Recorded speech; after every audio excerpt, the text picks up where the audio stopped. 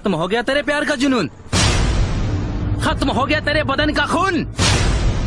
अरे तेरे बिहार में घुसकर ढूंढ कर तेरे बिहार में ही मारता मैं, और अपनी बहन को वापस इस गुजरात में ले आता। ना खून खत्म भइल बा, ना प्यार के जुनून। भागत ना रहनी, तोहनी के भगा के लेके आवत रहनी। चाहती था मंडप में तोहनी के मार के, तोहनी के छाती पे प्यार के जीत के झंडा गाड़ के आती। लेकिन हमार कंपनी के रूल बा, जवन भी मजदूर के कोनो समस्या होला तब मजदूर यूनियन के लीडर राजू हर समस्या के समाधान करेला। कौन राजू? कहाँ है राजू?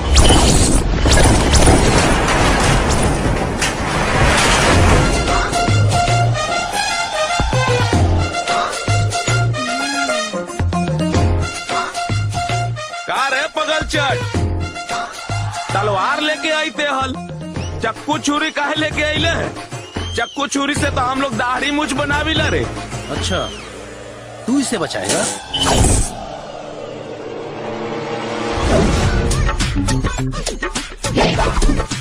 बाप दादा के कहा तो सुनाई होगे कि देखे मैंने अगर छोट बस चखम देवे मोट। तू इसे बचाएगा?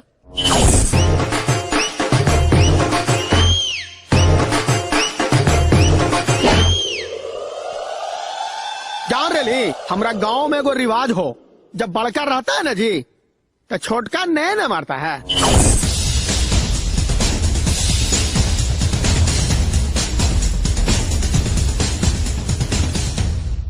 अच्छा, तो तू सब मिलकर मुझे मारेगा? फिल्म में कॉमेडियन ना हीरो थू रहा है, हीरो। ऊपर देख।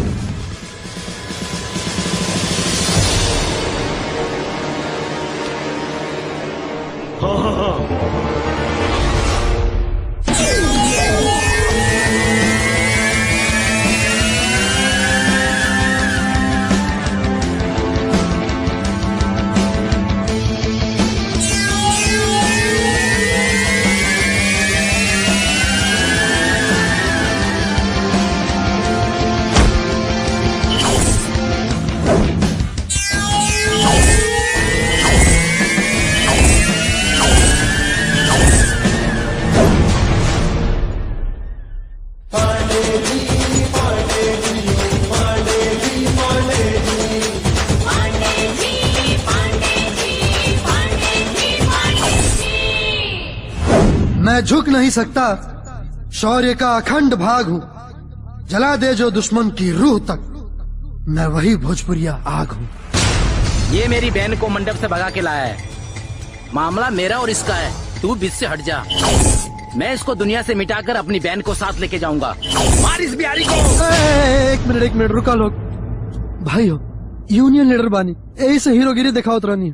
अरे हमरा के तो मारा मारी के नाम से ही बहुत डर लागेला। मारा मारी के नाम सुनते ही अंदर से कप कपी होके लागेला। भाई ई सबसे हमारे कोनो लेना देना नहीं के, अंदर चल के तनी बातचीत से समझौता कर जाओ ना। आई ना सरकार, आई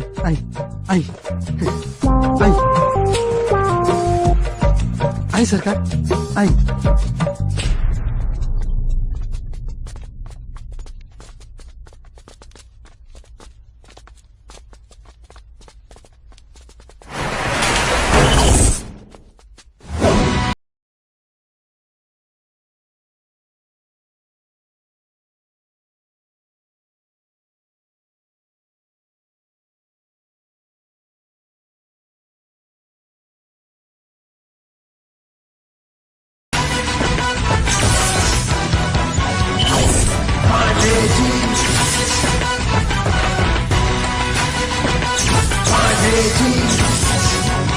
पांडे जी,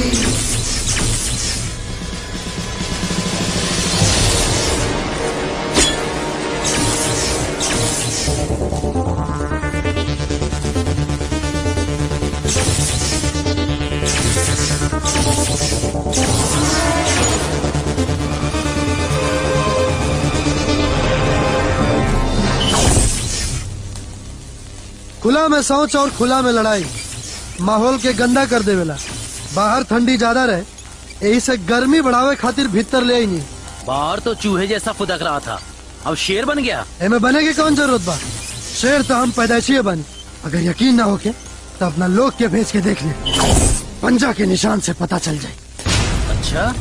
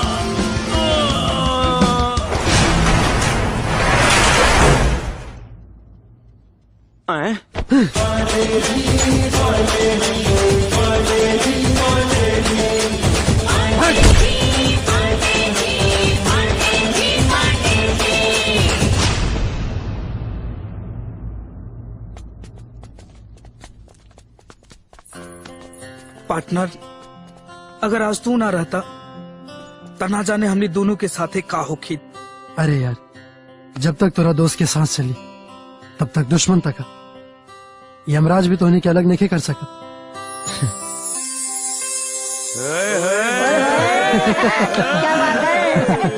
चलो चल आज पार्टी हुई। अभी हम खड़े हैं विधायक नरेश पटेल के घर के पास। कुछ देर पहले यहाँ बहुत चहल पहल थी, लेकिन एक बिहारी मजदूर आकर यहाँ का माहौल बदल कर रख दिया। आइए हम सच्चाई जानते हैं विधायक नरेश पटेल की जुबान से। विधायक जी, आपकी बेटी को एक मजदूर भगा कर लेकर चला गया, इसकी क्या वजह हो सकती है? वजह तो साफ है ने, गरीब लोगों का अमीर बनना। आजकल ये गरीब लोग हैं ने, बहुत खतरनाक नाटक चल रहा है। अमीरों की बेटी को फंसाना, इमोशनल करना, प्यार करना और फिर भगा ले जाना, जिससे उससे शादी कर सके। तो आपका अगला कदम क्या होगा? मेरा बेटा है ने,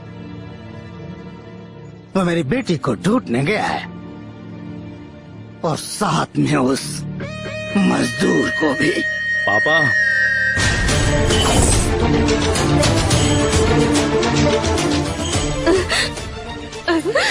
क्या हुआ बेटा तेरे को? किसने किया ये सब? कैसे हुआ ये तो बता।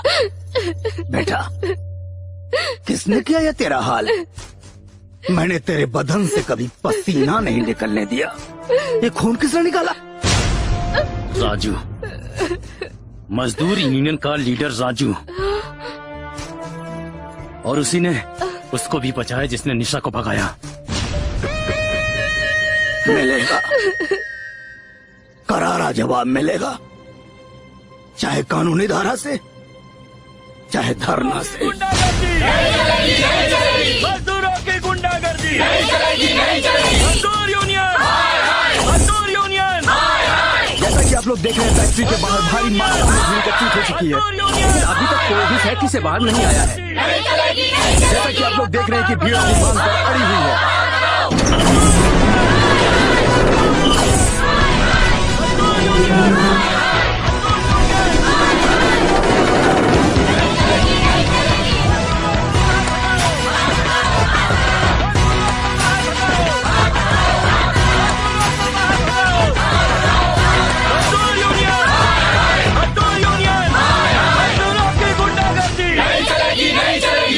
आप ही इस मजदूर यूनियन के लीडर हैं और ये सारे स्टूडेंट और महिला संगठन यहाँ पर धरना दे रहे हैं आप लोगों को भगाने के लिए। तो इस विषय पर आप क्या कहना चाहेंगे? जैसे मैं इस कंपनी के मजदूरों का यूनियन लीडर हूँ, वैसे इन लोगों का भी तो कोई यूनियन लीडर होगा। कौन है वो? मुझे उनसे बात करनी है।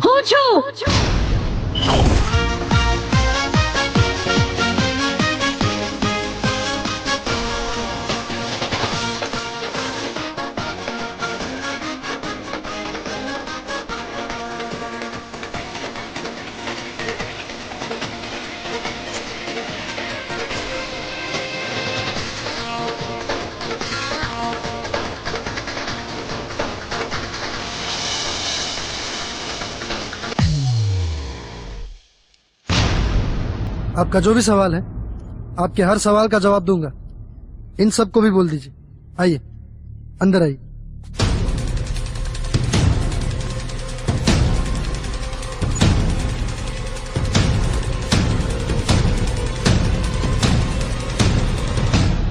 बेसो।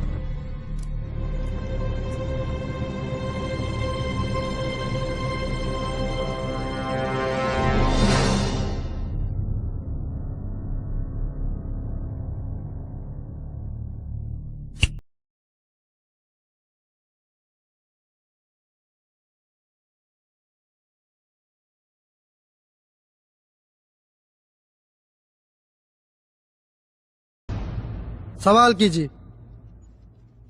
सवाल से पहले शर्त 6 मारी और शर्त हार गए तो मारी जूती सर पे रख के सारे मजदूरों को गुजरात छोड़ना होगा। ठीक है, तो मेरी भी एक शर्त है। अगर मैं शर्त जीत गया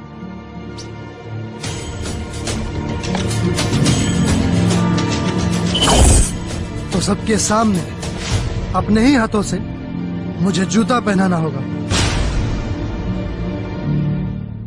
मंजूर छे। अब सवाल कीजिए। मेरी सहेली को प्यार में फंसा के मंडप से उठा के ले जाना गुनाह है कि नहीं? आप किस भगवान को मानती हो या पूजती हो? कृष्ण जी को। तो फिर आपको यह भी पता होगा कि प्यार को जन्म भगवान श्री कृष्ण जी ने ही दिया था। कृष्ण जी ही प्रेम के प्रतीक माने जाते हैं। उनके लीलाओं और कथाओं से ही उनके मंदिरों में उनकी आज लोग पूजा करते हैं। और जब मेरे दोस्त ने प्यार किया तो वो गुनाह कैसे हुआ?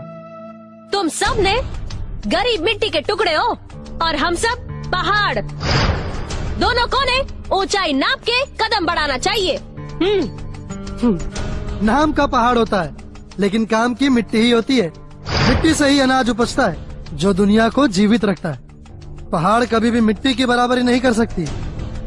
और हाँ, आप भी मिट्टी से जुड़े ही रहिए। मिट्टी में रहने वाले लोग मिट्टी की तो बातें करोगे। नफरत है मुझे उन गरीबों से जो धूल मिट्टी में अपना जीवन गुजारते हैं। कहते हो कि मिट्टी को अपना लो। हाँ। मैं तो गरीबों को अपने जूती के नीचे भी ना रखूं। नफरत करती हूँ मैं गरीबों से, नफरत। तो तोड़वा दीजिए अपने घर के दीवारों को, क्योंकि उस घर के दीवारों के एक ईंट को किसी गरीब ने जोड़ा है। अरे छोड़ दीजिए खाना खाना, क्योंकि वो अन्न और सब्जी किसी गरीब किसान ने ही उगाया है। अरे छोड़ दीजिए अखबार पढ़ना, क्योंकि वो अखबार आपके घर तक एक गरीब ही पहुंचाता है। अरे निकाल फेंकिए अपने बदन के कपड़ों को, क्योंकि वो कपड़े किसी गरीब ने ही बनाया है।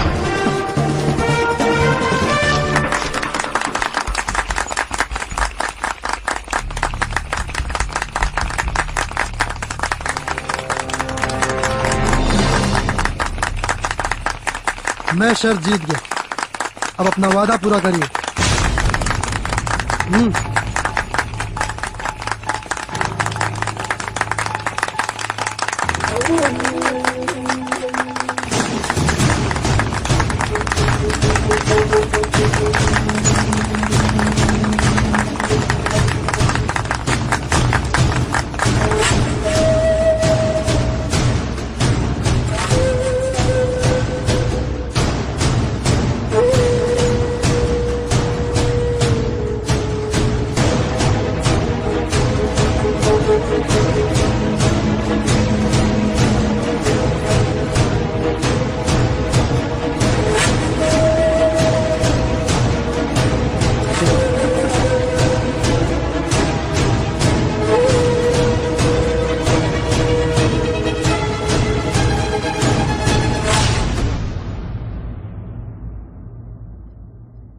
हमारे रिवाज और संस्कार में नारी को देवी माना जाता है।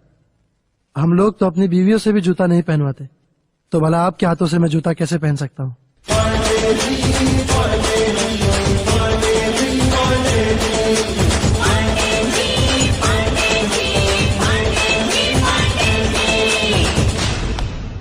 चलो चल रहे अपन अपन काम पूरा करा दो।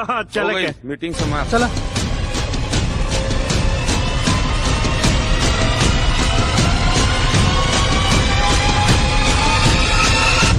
लुलिया मांगेली लुलिया का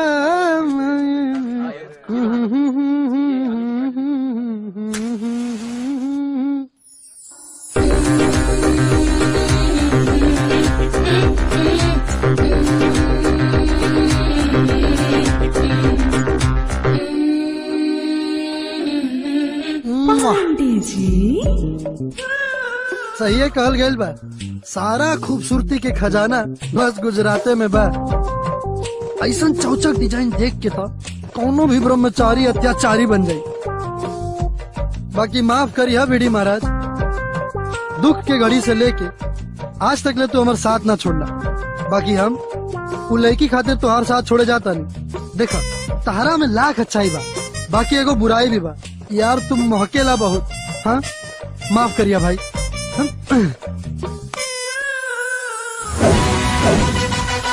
पांडे जी, पांडे जी, पांडे जी, पांडे जी, पांडे जी, पांडे जी। ये रस्तवे पे ब्यूटी पार्लर चलाओ तारू का?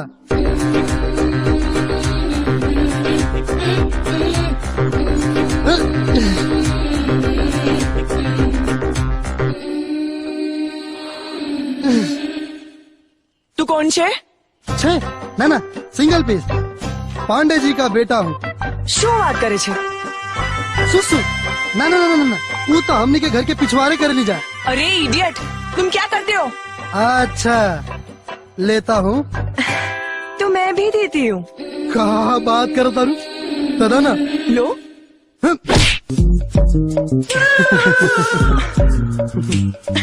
ए मैडम, भोजपुरिया मर्द के हाथ एक बार तेवर में जकड़ लेला ना तो हथकड़ी नियन पकड़ देख के। अच्छा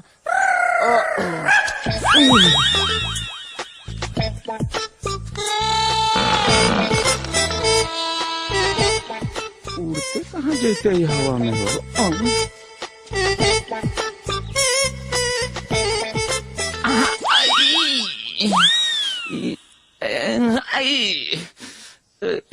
का हो? गोबर हले यार, गोबर आदमी के गोबर हो। रे रे तोरा का लगले लो कि खेत में 2000 के नोट है फराल? हग गेले आल तो हग न चुपचाप। ई 2000 लगी लसराई लसराई आ गेले। देखी मजाक ठीक न कैले। ले 2000।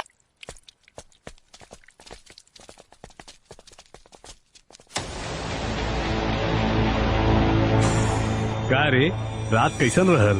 अरे हलकट। रात दिया बुता के तूने क्या क्या किया? बोल न रे, सुहाग रात कैसे मनैले?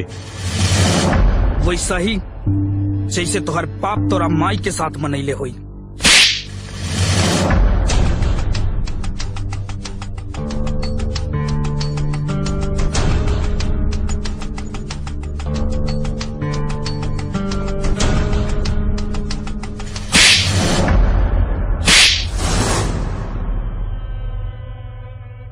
काम धन अधिक फुटानी बिकाए के लक्षण है। अकम बल अधिक गुस्सा पिटाए के लक्षण है।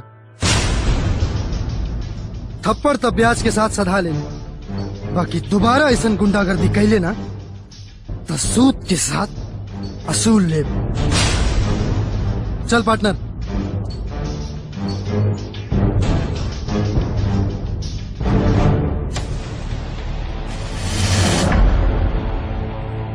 ई खून के बदला खून के धार बहा के ले।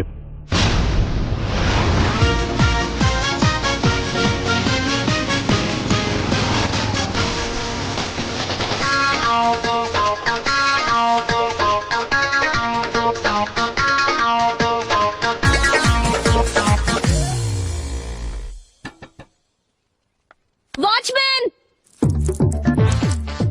वॉचमैन! क्या पता कौन आ गई। वॉचमैन!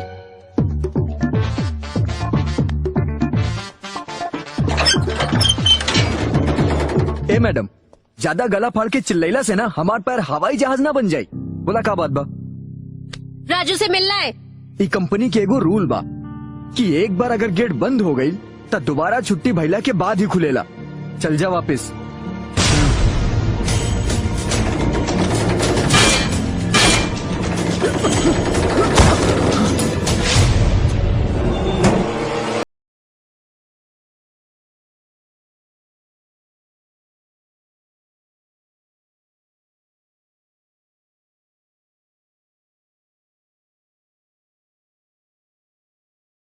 पाठ पढ़ेले बा, कौनो यूपी बिहार वाला से पाठ पढ़ के आवा। लोहा के लात ना विश्वकर्मा भगवान समझ के पूजा करबू। मुझे तुमसे कुछ कहना है। राजू बिना एक काम पूरा कैले न दूसरा के काम करेला और न दूसरा के सुनेला। ठीक है फिर, मेरी भी जिद है। बिना बोले जाऊंगी नहीं। ठीक बा।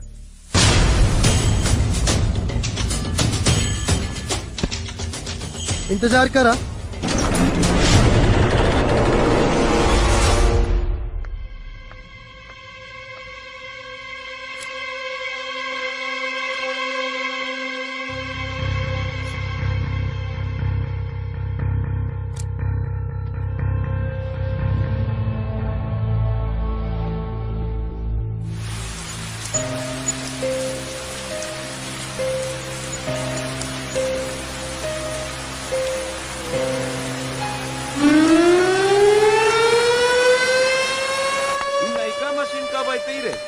और मालिक से बात भइल बा। अच्छा, हमारा बुझा था कि 2-3 दिन में आ जाए। ये तो आरामे हो जाते। मशीनवा हम चलब, बोल दे दियो, सुन लो। ठीक अरे यहाँ हाँ चले यार, ते ही चलाइए। पहले अब तो जाओ। ए, सुना, तू लोग घरे चला, हम आवता नहीं। क्या? ठीक। अरे तू लोग आगे बढ़ा ना, हम आवता नहीं। अरे चला, हाँ, चला जल्दी पहुंचा। हाँ ठीक बा, आ जाए। अरे मटन जा खाए तो कि लो। चिकन रे? हम मछली खाए। अच्छा मछली खाए। हाँ।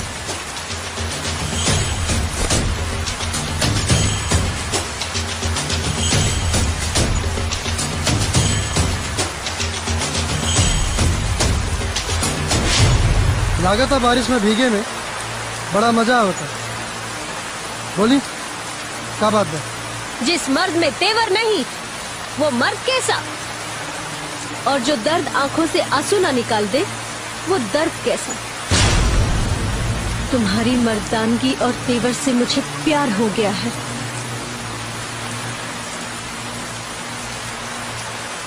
आई लव यू।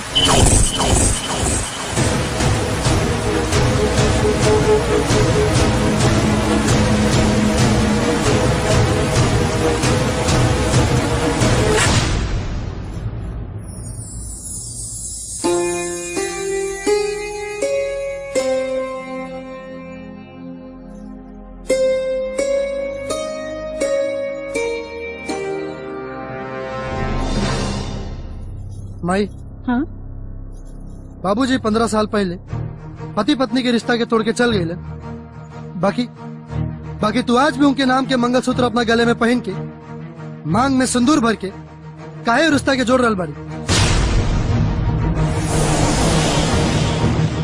बेटा,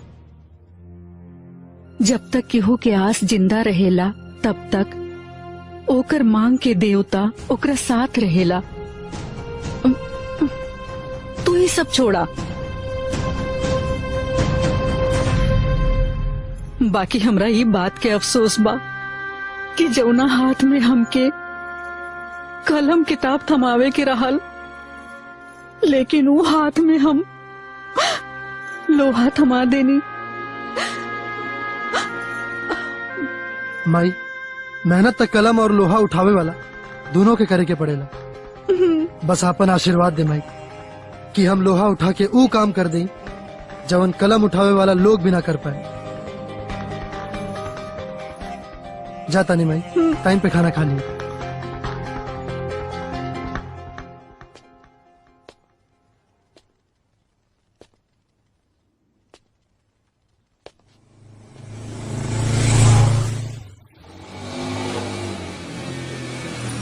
अरे भाई रुको। क्या भाई चाचा? देखिए गाड़ी मेरी खराब हो गई है, एक मैडम को लेके पावागढ़ तक जाना है। अगर आप उस तरफ तक जा रहे हैं तो उनको भी अपने साथ लेते जाइए। अरे एमे का बा, एगो मजदूर ही मजदूर के काम आवेला। हाँ। कोनो बात ना, बोल दी हम पहुंचा दे। ठीक जी। पेट्रोलवा तो बानो।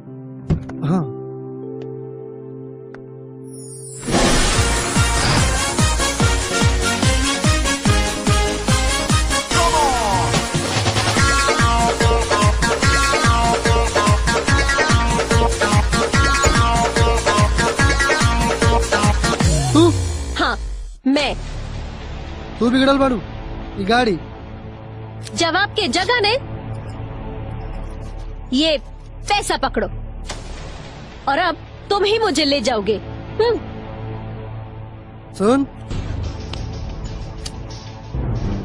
राजू के खरीदे खातिर तोर 7 खानदान के दौलत भी कम पड़ जाई। राजू दौलत और तेवर से ना प्यार से खरीदाला। चाचा के बोल देले बानी, यही से लेके जाता नहीं। बैठा छोड़ दे।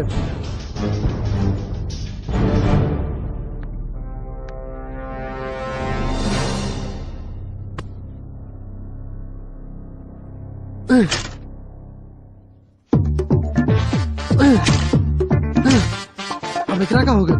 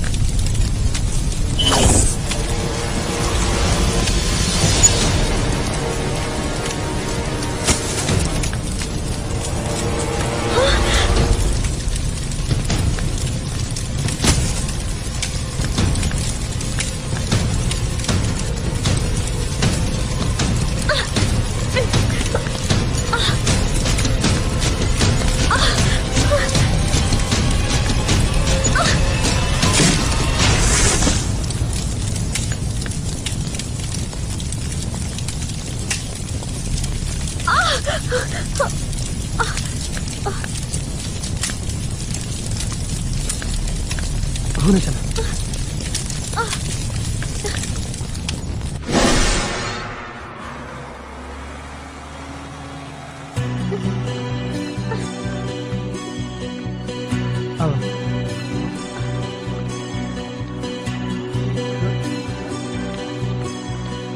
आराम से।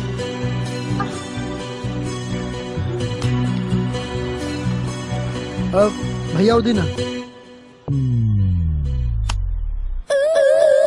अरे ई ना, अरे वो मोच खातिर स्प्रे चाहिए। गौवा में सही कहल गईल बा, हर दा बैल दा और खोदे खातिर पैनो दा। ये लीजिए 160। हाँ।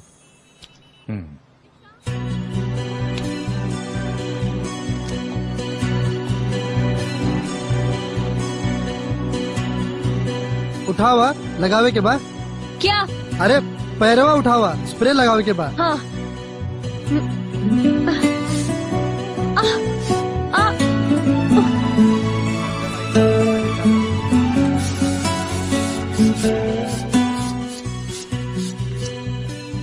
अब का दिन भर लगो बू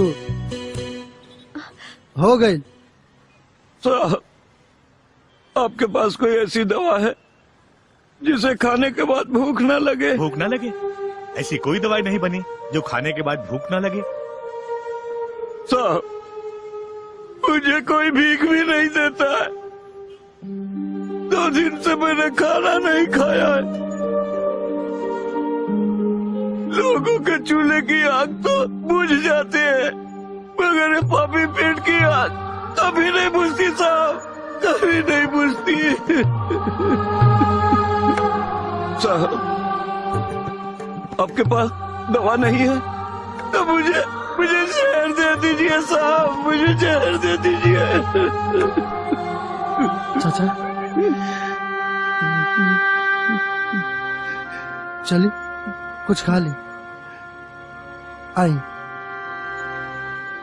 भगवान, आई। अरे ना, चल।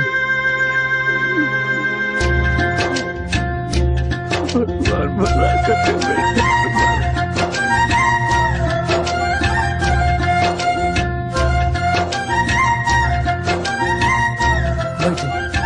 हाँ बैठी ना।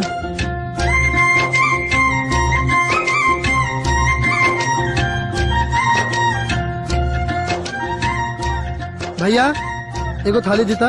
एक थाली बाहर।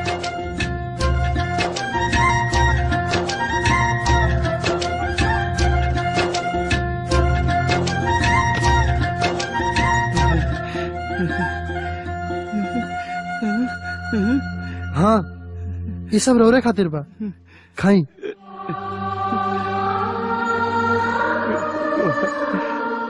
अरे ये क्या करता नहीं? चाचा, जौना गरीब के केहू ना होला ना, ओकर ऊपर वाला होला। रवा खाई।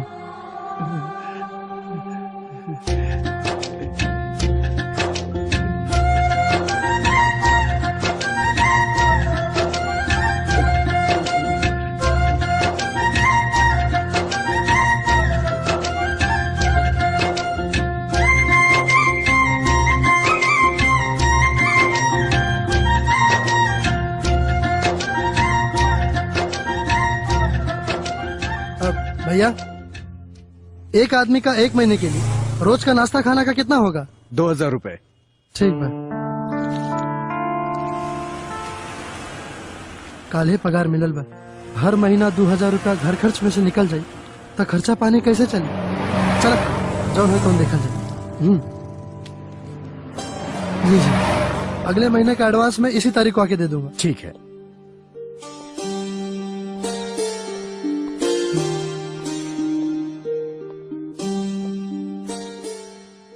चाचा, हम पैसा भर देले बानी, रोज आके नाश्ता खाना खा के जाए।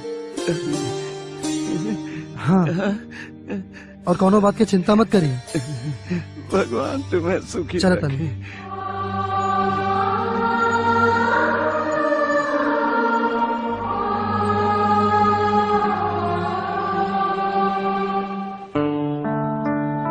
चलो।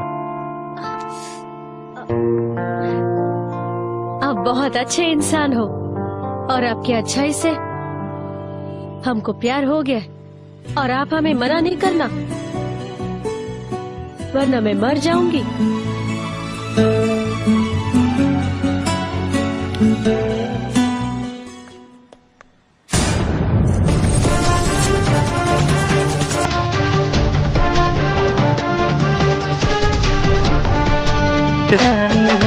जान जिया प्रेम आवे जवानी ब्यूटी पार्लर चलावे लुकरा लगे तेरा चमके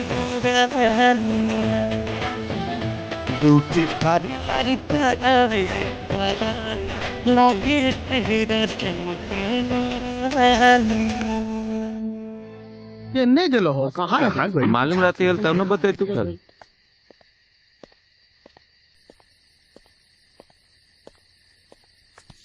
चाची, रजुआ आ गेलै। ए चाची, हाय देखी अभी ले कहाँ रहले? हम तो कुछ भाई लगा जान रहे भैया। आवे में जर्री कुनिया लेट होता ना तो मैया जा है ना समझे, रो रो के गंगा जमुना बहा देती। क्या बात करता? अरे लाल के बियाह वाला मामला अभी तक नरम नहीं के भइल। वो लोग गरम होके खोजत हुई सन, ऐसे इतना देर रात बाहर रहल ठीक नहीं खे। अरे मई तू का चिंता करता रही? अरे हमरा कुछ हो सकेला का भला? और तू बात बात पे गंगा जमुना बहावल बंद कर, बुझ ले। हाँ सुना लो, वो मालिक आज बोलले बड़न कि काल कंपनी में जल्दी आवे के बाद। चला खाना ना खा के जल्दी सूत जल जाओ। हाँ ठीक कहता रहो, हमरा पेट में भूखे चूहा हुदुर हुदुर कूदता, खैला बिना दुबरा जाता। हमार मेहरारू हमरा के छोड़ दी। अच्छा सुन, वैसे बोनल का बा आज जी भैया कहाँ देरी हो गया जी? अरे वो दिना नारा वाली जौन मैडम ना रहे, तो आज हम जात रहनी मोटरसाइकिल से। आऊ मैडमवा रस्तवा में लिफ्ट मांगले रहे। अच्छा। और ओकरा बाद तो जवान कहानी शुरू भइल कि हम का बताई। चाची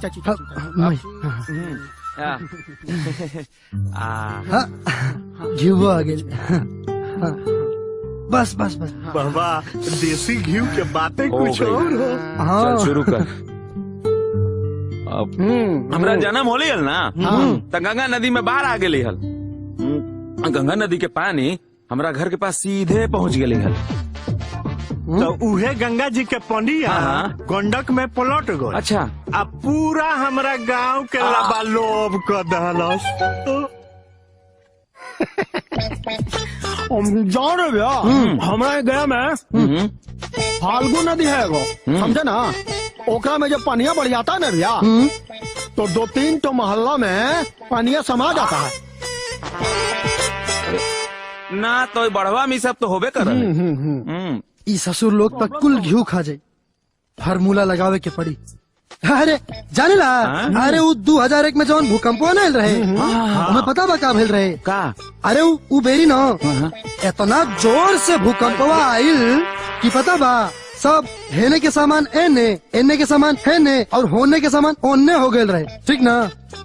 और कुछ सामान एनियो आ गए रहे। अरे चुप रह यार, गंगा नदी में बाढ़ आ गई, हम क्या करें? हम खाई।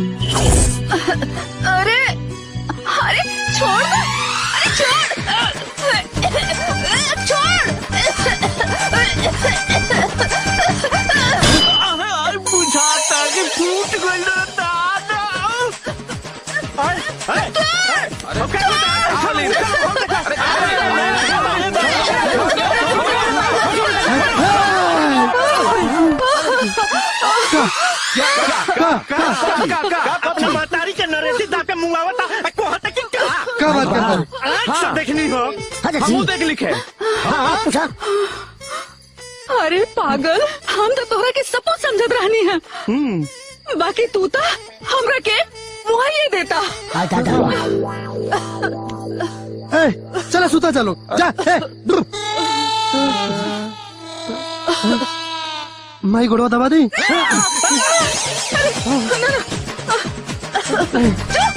तुम ये के मार देते हल अभी। आइए दादा, ई छौड़ी तो हमरा के बर्बादे कर दी।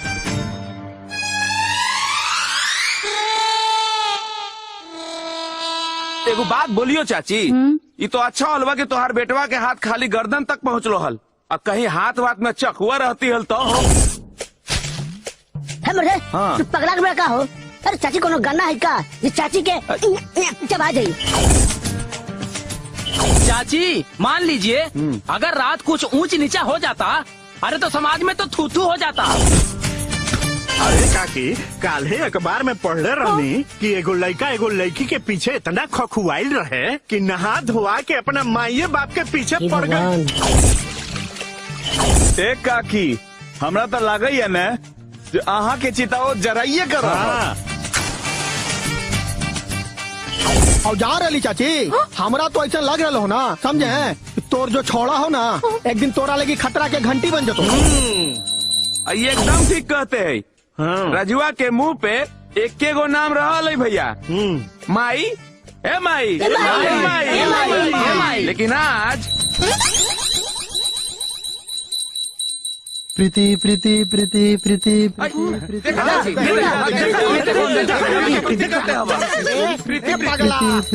प्रीति प्रीति प्रीति राजू, राजू, प्रीति प्रीति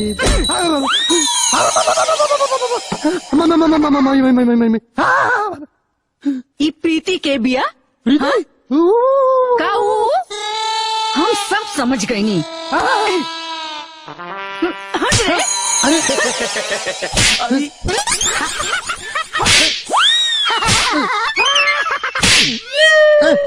ये सब तोनी लोग के करतूत रहे ना। अरे हमने बाद में ठेलियो, जाकर माई के देखो अपना। हाँ, अरे माई माई रे, ए माई, अरे कहाँ गए रे?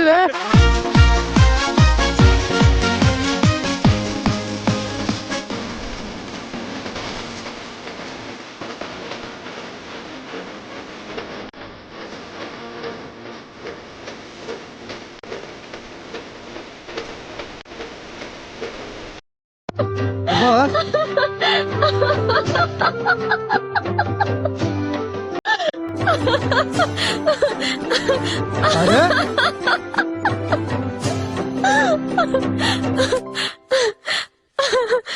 आपकी धर्म पत्नी बनने के लिए अब मुझे भोजपुरी भी सीखना पड़ेगा ने? लो, टेंशन पहाड़ जैसन बा और तू ओकरा के हंस के खेत के ढेला नियन बना देलू। तमे पाने के लिए भोजपुरी तो क्या पारसी भी सीख लूंगी, ठीक ने?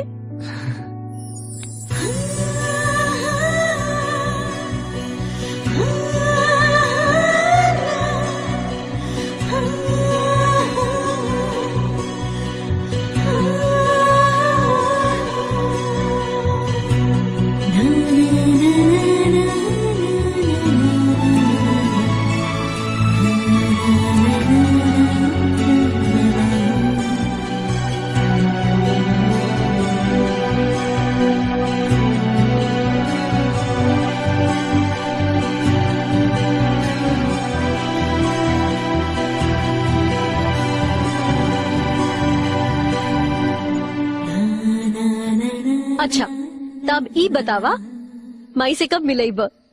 अरे जिया हमर करे जा, कल मंगलवार, मंगल दिन पर मंगल कार्य होई। पक्का? हाँ। गोर लागतानी माई। खुश रहा बबुनी। माई सुंदर बिया नु? हाँ, संस्कारी भी बिया। बबुनी अपने माई बाबू से बात करला, तू दोनों के प्यार के बियाह में बदले खातिर।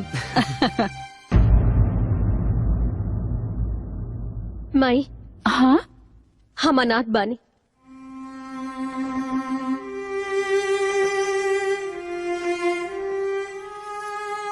जब केहू के आंसू पूछे वाला हाथ और दर्द बांटे वाला इंसान मिल जाला, तब इंसान अनाथ ना रह जाला। बहू बना के ना, बेटी बना के रखब। माई बाबू के गुजरला के बाद लोग हमरा के बदनसीब कहत रहे, लेकिन रउआ लोग के पाके अब हमार दिल ना रोम रोम कहता कि हम बहुत खुशनसीब बानी। तू रुका, हम आवत आनी। हाँ।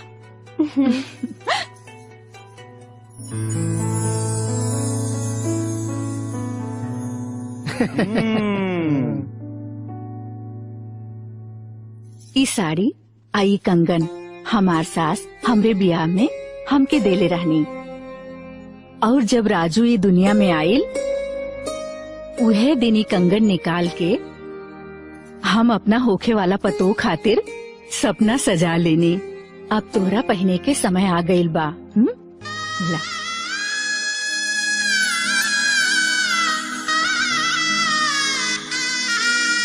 ओम मंगलम भगवान विष्णु मंगलम गरुणध्वज मंगलम पुंडरीकाक्षाय मंगलाय तनो हरि। अब वर वधू खड़े हो जाइए।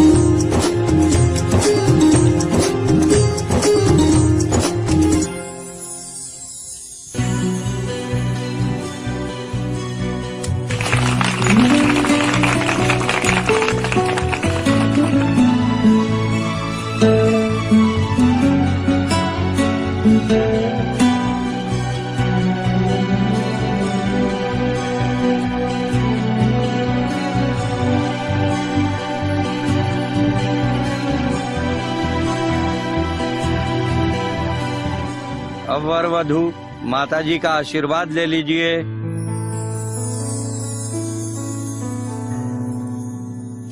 कौन माई?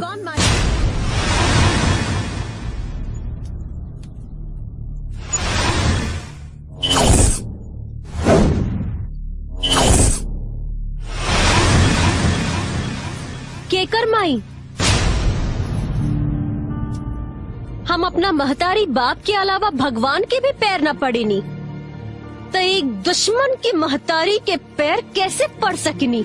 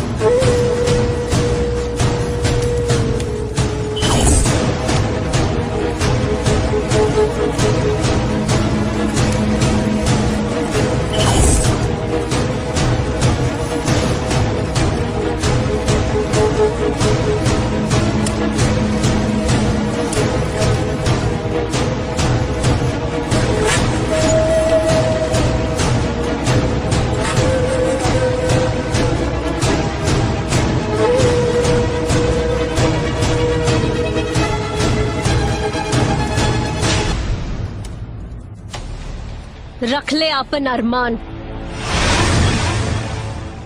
एक गरीब के मसीहा बन के हमरे कॉलेज के लड़की लड़का के सामने आपन जूता हमरा से उठवा के हमरा के झुका देनी।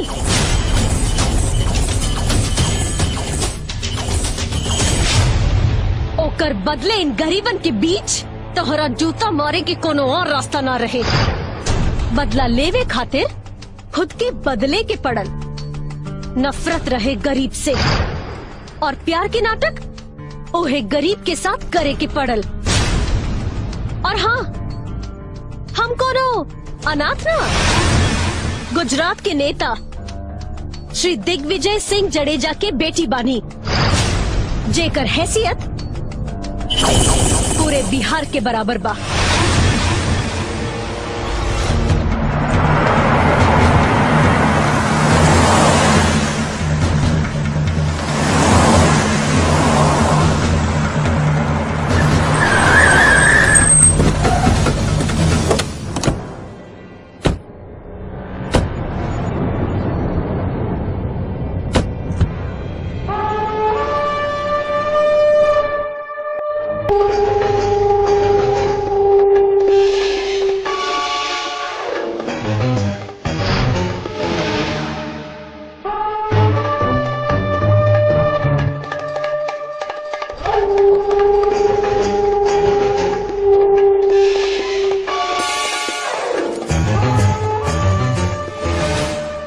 गुजरात में नया आए हैं ने ए माटे मारे बारे में तुम्हें खबर न थी, इसीलिए मेरी बेटी को मीडिया के सामने झुकाया।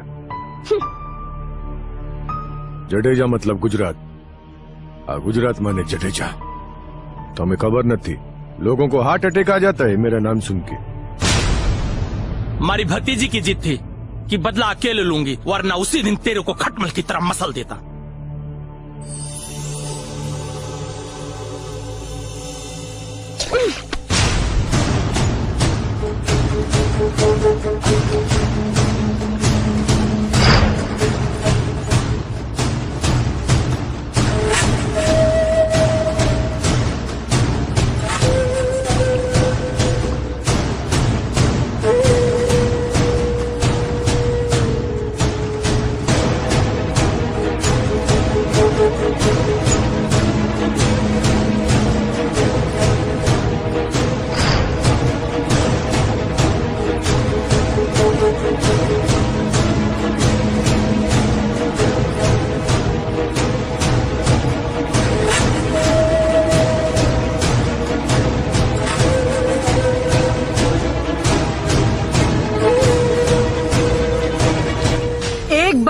जो आज जॉन इस सिंदूर के अपन पैर के धूल समझ के जात अड़ू ना, चौना दिन इस सिंदूर के कीमत पता चली ना, वो दिन समुंदर से भी ज्यादा आंसू बहावे के पड़ी।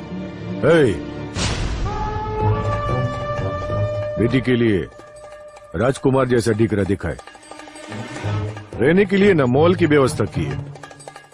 कल सगाई है, दावत में आ जाना।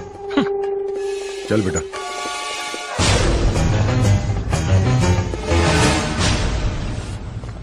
आएंगे तेरी गली में, चाहे देर क्यों ना हो जाए, करेंगे मोहब्बत तुझसे ही, चाहे जेल क्यों ना हो जाए।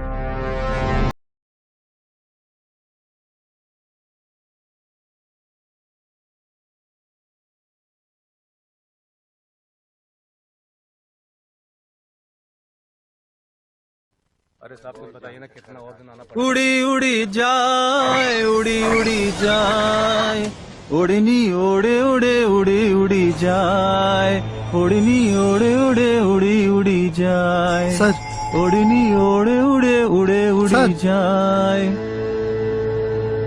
सर अभी ड्यूटी पे नहीं है, ब्यूटी में लगे हैं, बाद में आना। तो फिर वर्दी उतार कर साड़ी पहनकर थाना की जगह वैशा खाना में जाकर बैठ जाइए। जब बुलाइएगा कीमत लेकर पहुंच जाऊंगा।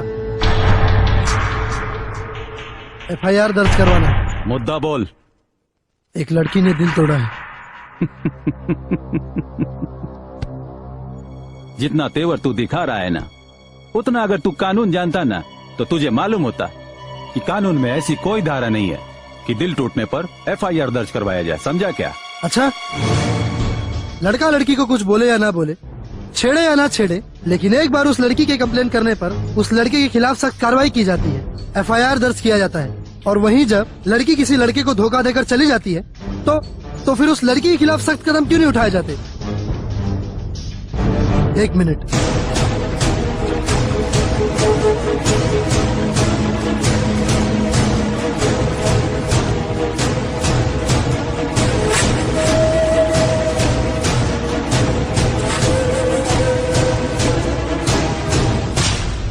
सात फेरा लीला के बाद, मांग में सिंदूर भरवेला के बाद, दिल और रिश्ता तोड़ के चल गए। हवलदार, रिपोर्ट लिखो। लड़की का नाम बोल। प्रीति। लड़की के बाप का नाम? दिग्विजय सिंह जडेजा। रुक। क्या कहा? दिग्विजय सिंह जडेजा।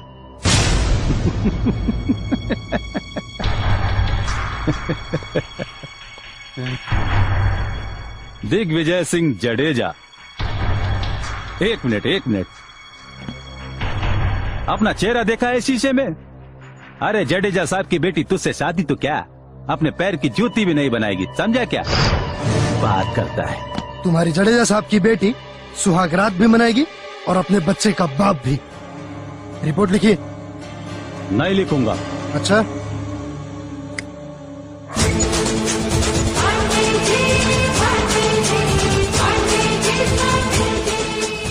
अब अगर रिपोर्ट नहीं लिखोगे तो ये लोग इतना लिखेंगे कि वर्दी तो उतरेगी और लोग मार मार के चमड़ी भी उतार देंगे। रिपोर्ट लिखता हूँ तो जडेजा साहब नाराज होंगे, नहीं लिखता हूँ तो वर्दी जाएगी। रिपोर्ट लिख ही लेता हूँ।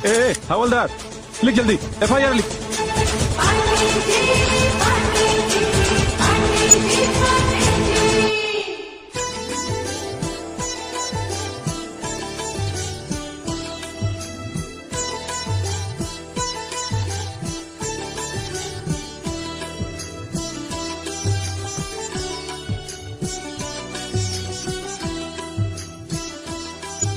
लड़का लड़की एक दूसरे को अंगूठी पहनाइए।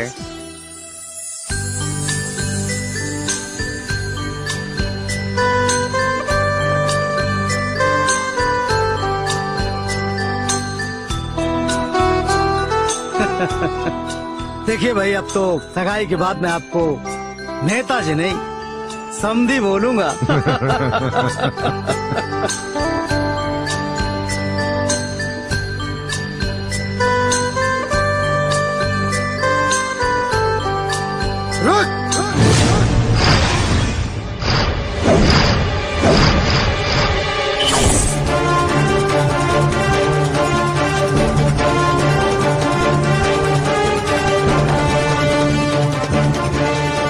अमीर घराने की लड़कियां सदभतरी होती है क्या? एक भतार कल बनाई और दूसरा भतार आज बनाने चली।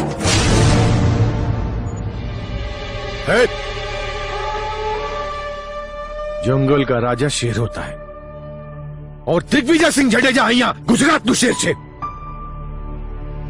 शेर से मदारी वाली हरकत करेगा ने तो इतनी हड्डियां तोड़ूंगा डॉक्टर भी जोड़ नहीं पाएगा। और सुन, प्यार से सर झुका के चला जा, नहीं तो तलवारों से इतिहास लिखने की हमारी पुरानी परंपरा है। तेवर हम वक्त आने पर दिखाएंगे। भले इस गुजरात के राजा आप हैं, पर हुकूमत हम मजदूर चलाएंगे। सिक्योरिटी! गोली से ज्यादा ताकत बिहारी की बोली में होती है। हम मजदूर अपनी हाथों से लोहे का आकार बदल देते हैं।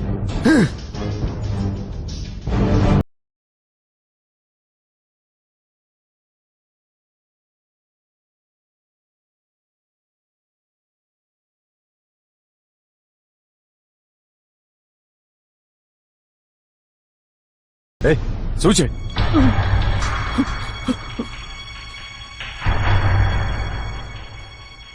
मोटा भाई, ये मीडिया को साथ में लेके आया था तो मजबूरी में मुझे FIR दर्ज करना पड़ा। क्या करूं, नौकरी का सवाल था मोटा भाई। क्या खुसुर फुसुर हो रहा है इंस्पेक्टर साहब? मैं बताता हूँ। आपकी बेटी के ऊपर केस किया है। ये रहे कोर्ट के पेपर्स। जब तक आप ये केस जीत नहीं जाते तब तक अपनी बेटी की शादी कहीं और नहीं करा सकते।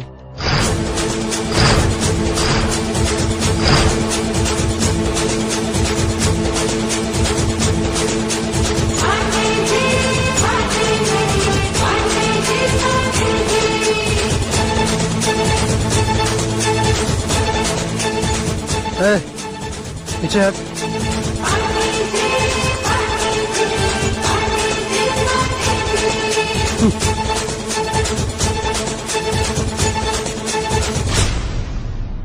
किसी और की होने से पहले मेरा रग रग निचोड़ के देख लेना। अगर कतरे कतरे में तू ना मिली तो बेशक मुझे छोड़ देना।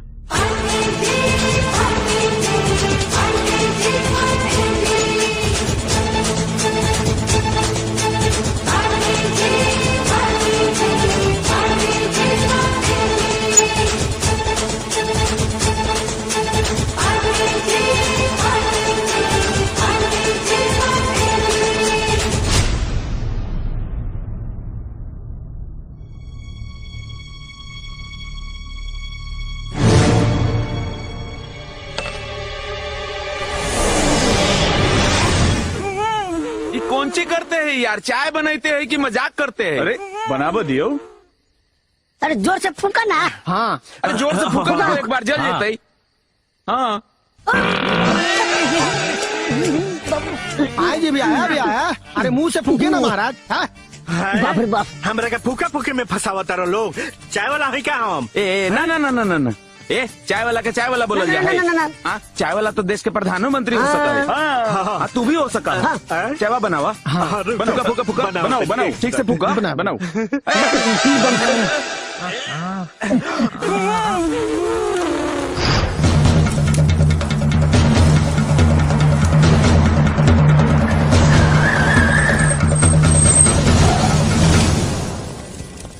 ए रजुआ, ए चाची, समझी जेल थी ने।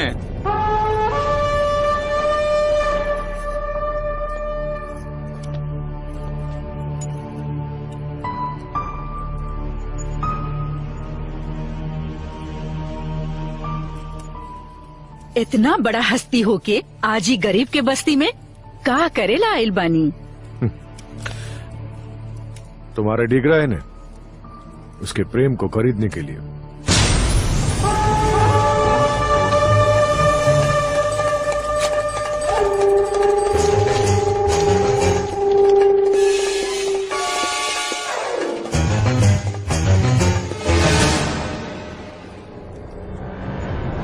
बाड़ी ले, इतने में तेरे खानदान क्या, तेरे पूरे गांव का जिंदगी कट जाएगा।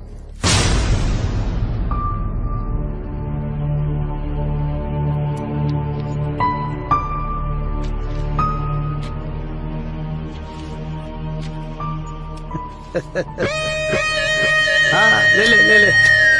हाँ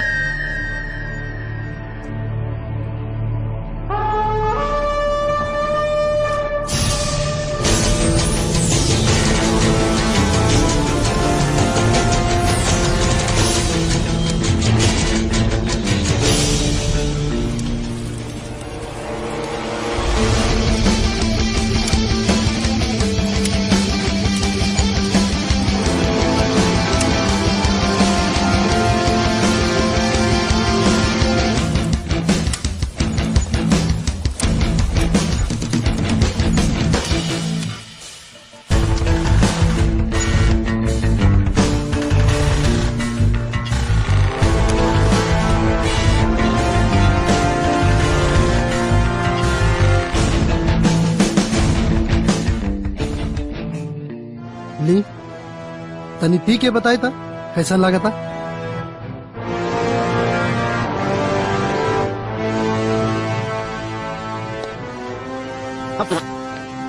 है भाई बहुत फीकी छे। ससुर जी, करोड़न के चेक जब चाय के रंग और स्वाद न बदल पौलस तो हमरा प्यार के का बदली। दिखते अमीर है और वादे निभाते सिर्फ गरीब है।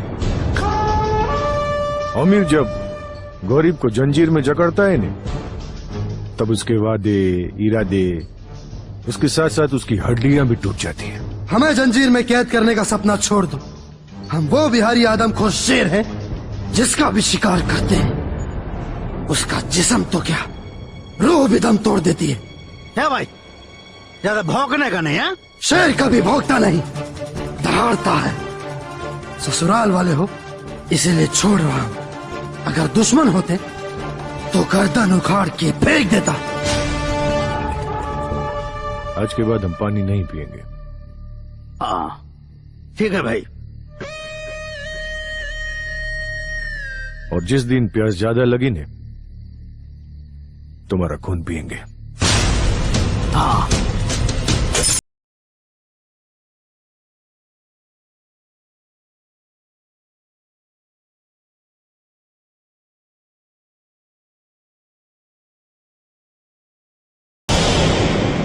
देख राजू, मेरा मानना है कि अब बातचीत करके कोई फायदा नहीं।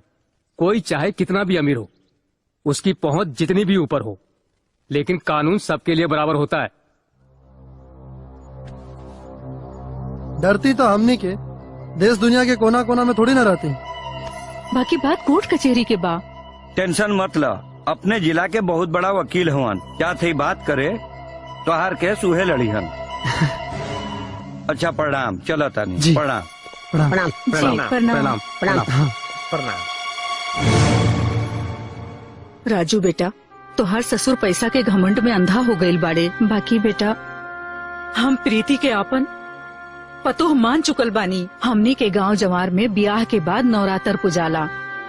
तू 9 दिन ससुरारी में नवरात्र पुरावे जा और उनका के एहसास दिला के आवा कि तू उनकर जूता के धूल ना, उनकर बेटी के मांग के सिंदूर बाड़ा।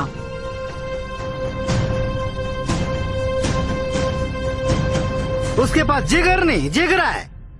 करोड़ों का चेक को जला के ने चाय पिलाया। जो लोग हथियार घर में छोड़ के जंगल शिकार करने जाते हैं ना, वो अक्सर हार के ही आते हैं। हाँ। हथियार तो मंडप में भी था। हाँ। क्या कर लिया हम लोगों ने? क्या कर लिया?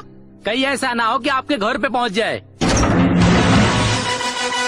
पांडे जी, पांडे जी, पांडे जी। अनारकली, अरे अनारकली, अरे कहाँ घुसल बाड़ू? बाप रे, भूत का नाम लिया, भूत आ गया। ससुराली में क्या हुआ जो अपना दामाद के स्वागत करे? अरे हमारा अनारकली आ गई। अरे प्रणाम ससुर जी।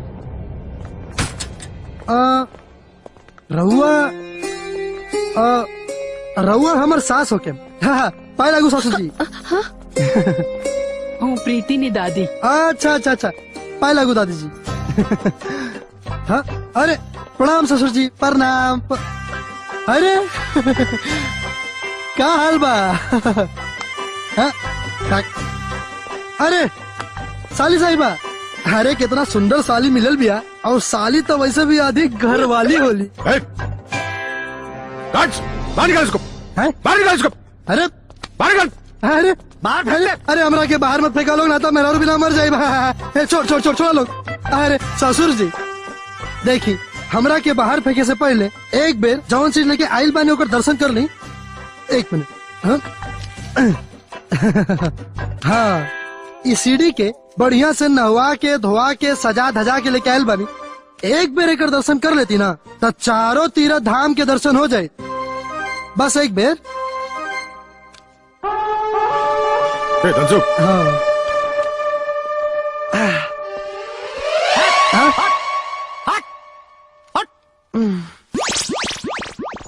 आदरणीय मोदी जी के एगो मजदूर के सादर प्रणाम।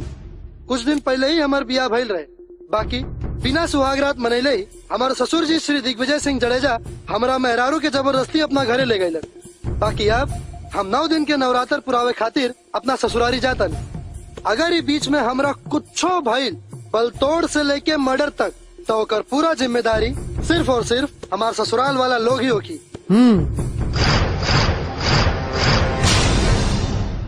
प्रणाम। है भाई, हाँ। खड़े क्यों? बैठो, चाय पानी कुछ लाए? ले वही तो आइल बनी। तब ई त खाली ससुर जी ट्रेलर रहे, एकर पूरा सिनेमा के 500 कॉपी सब मजदूर लोग में बांट के आयल बानी। और ई तो कुछो नहीं के, पुलिस स्टेशनों में दे के आयल बानी। हाँ, आहिरे हमारा अनारकली, अनारकली डिस्को चली। ई इतना छोट छोट कपड़ा पहनले बाड़ू, अपना पापा जी के घर में इतना छोट छोट कपड़ा बन के रहता रू। सुन, अब तार पति आ गया बा, ई छोट छोट कपड़ा ना चली, ना तो लगल लती आवे। जो जाके कपड़ा बदल। रूस गइल का? ए हमार करे जा।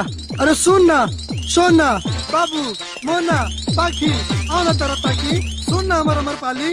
ए मोटा भाई, अब ये तो फंसा दिया।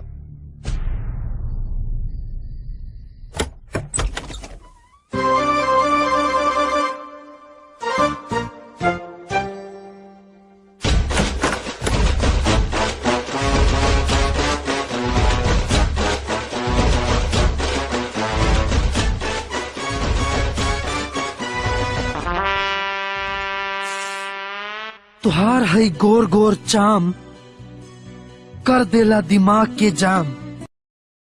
पिलाता नहीं। अरे बाथरूम में पानी और आ गइल बा। इडियट, टिश्यू पेपर यूज कर लेते। पेपर हमने के सरस्वती माई होली, यही से ना पूछनी हो। अगर हमने के खेत रहित ना तो ढेले पे खेला कर लेती। बाकी ईता बटले बा। च्यूटी लाग जाई। अरे ससुर जी, रवा से हमारा इमरजेंसी बा। ई काहे भाग गेलन सर? हे भगवान, हम आवता नहीं दादी। ओ राधे राधे प्रेम बरसा दे। अनारकली, अरे अनारकली, अरे केन्हे बाड़ू हो हमर करे जा। अनारकली, अरे जानू लागता अनारकली डिस्को चली। हम?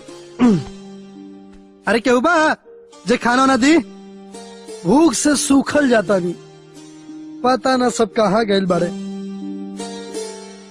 अरे ये क्या जमाई बाबू, खाने के लिए टेबल कुर्सी रखी है और आप नीचे बैठ गए। चलिए उठिए उठिए, ऊपर कुर्सी पर जाकर बैठिए। अरे दादी, अमीर ससुरारी मिल गए तो हम अपना गांव के संस्कार ना भूल सकीला। अरे समय के साथ बदलना पड़ता है जमाई बाबू। ससुराल और मेहरारू बदल दे, बाकी अपना गांव के संस्कार और रिवाज ना बदले। अच्छा तो जमाई बाबू, हाँ ये भी बताइए कि बिहार में और क्या क्या रिवाज है।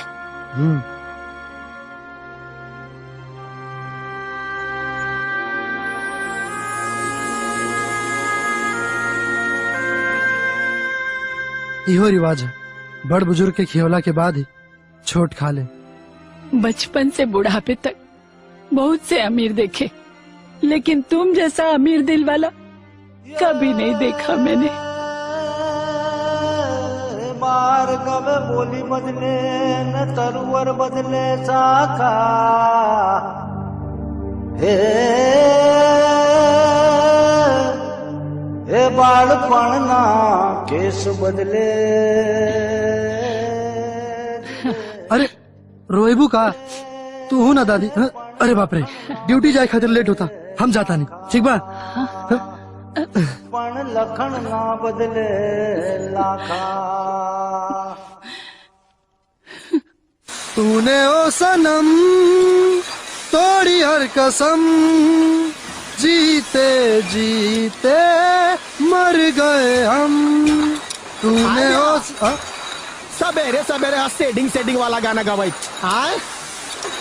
अरे तूने ओ सनम। ए पार्टनर, पलंग टूटल की ना हो? अरे पलंग टूटल रही तो रोमांटिक सॉन्ग न गई यार, हाई दर्द भरल गीत गौती।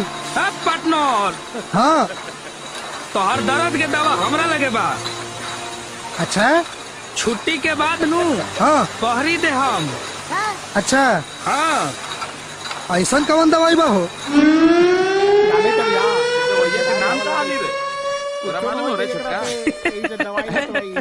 हाय हाय हाय हाय। अरे यार तोनी के ना बोलनी है भाई, तू लोग जाए लोग अपना घरे। Good night. अच्छा ये सब छोड़ा लोग, देखा ड्यूटियों खत्म हो गए, हम बाहरों आ गए। बाकी तू लोग जवन दवैया के बात करत रहा ओकर का भाई?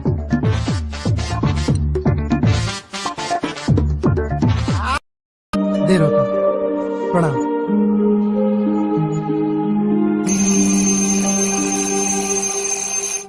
पनिया देता हो? ला भैया, तोरे से शुरुआत। हाँ। ना भाई, आज हम करवा चौथ के व्रत रख ले बनी।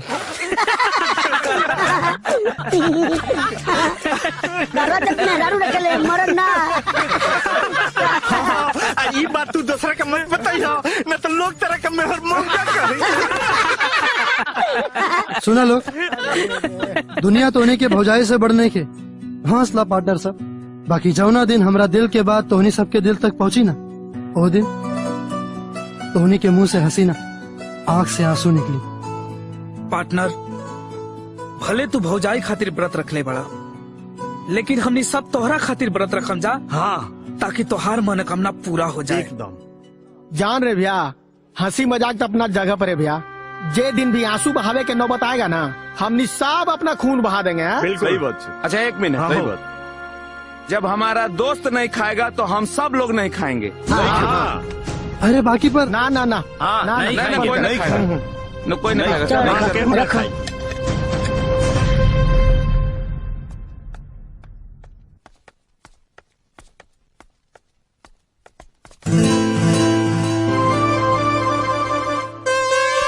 रास्ता छोड़, ई घर हमार है। अरे तमहू तबर तोहरे हई, हमरा से ना तो हमरे बाप से तो डर। आय हाय हाय हाय, अगर तारा बाप से डरती तो तारा बापे के घरे सुहागरात मनावे थोड़ी ना आती।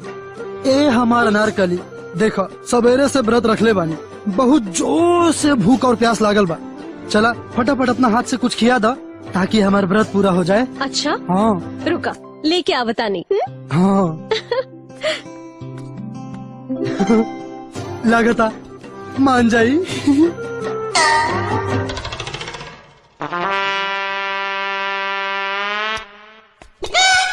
का हो, देखते ही डर गेला? वाह, भोजपुरी पति।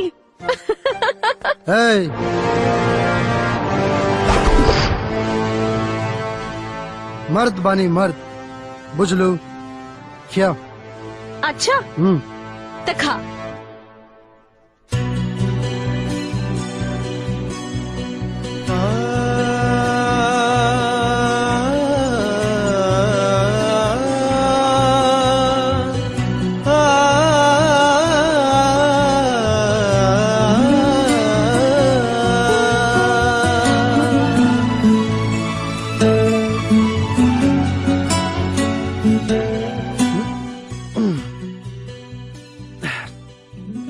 बहुत बहुत धन्यवाद, हमारा व्रत पूरा हो गया।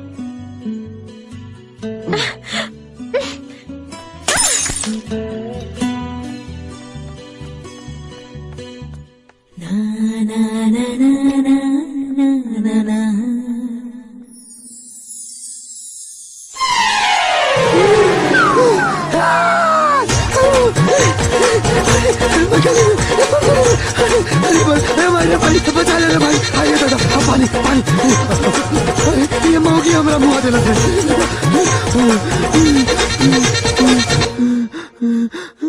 अब तो बर्दाश्त की हद हो चुकी है। मेरी बात मानो, अगर घी सीधी उंगली से ना निकले तो उंगली टेढ़ी करनी पड़ती है। और इस बिहारी से कैसे पीछा छुड़ाना है वो सब आप मुझ पे छोड़ दो।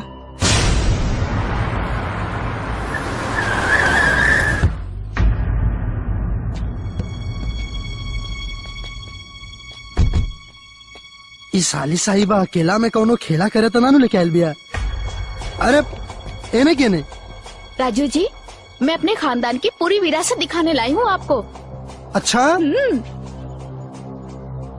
तई मतलब ये कुल अपने बा? जी हाँ। अरे वाह। चलिए चलिए, हाँ। दिखाती हूँ।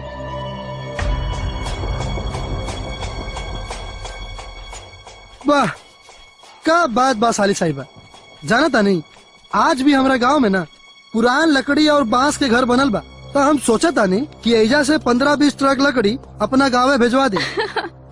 यू आर सो फनी, हमेशा मजाक के मूड में हाँ, रहते हैं। वो तो हम बानी। हाँ। आइए चलते हैं। चल। आइए। सुबह से निकली है पर अभी तक आई क्यों नहीं? टाइम भी कितना हो गया।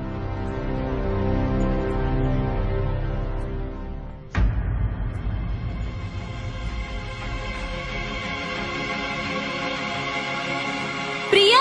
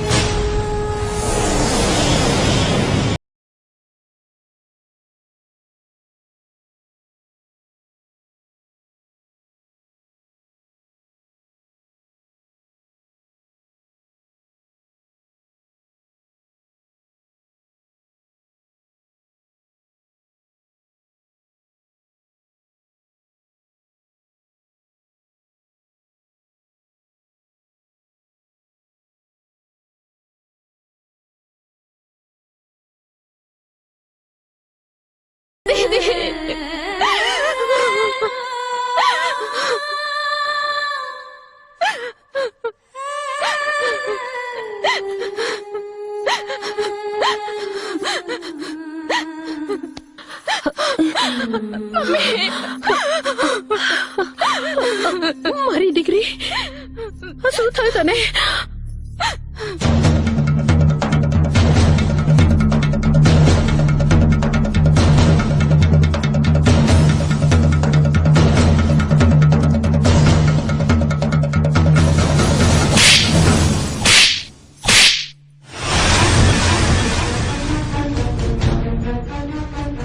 अरे शर्म नहीं आती तुम्हें?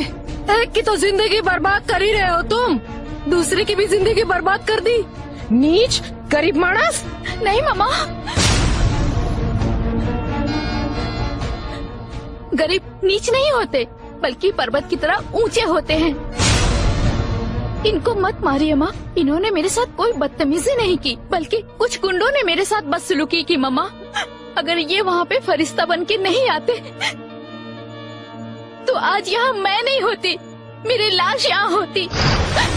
मम्मा, मैं राजू को मारने के लिए वहाँ से मैंने उसे धक्का देके नीचे भी गिरा दिया और मैं घर वापस लौट ही रही थी।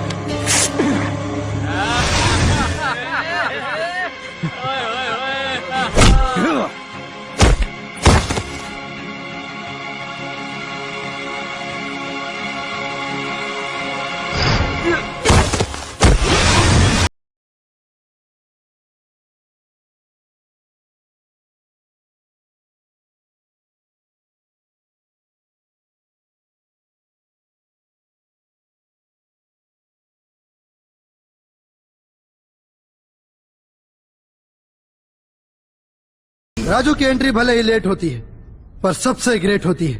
हम जिंदगी जीते हैं शान से, इसलिए सभी दुश्मन जलते हैं हमारे नाम से।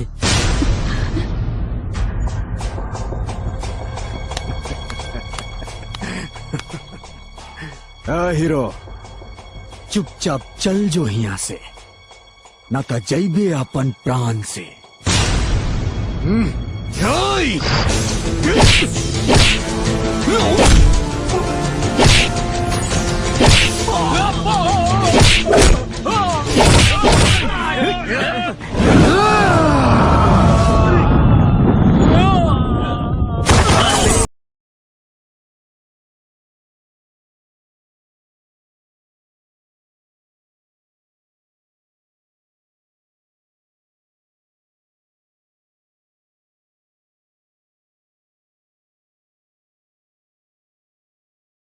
पांडे जी,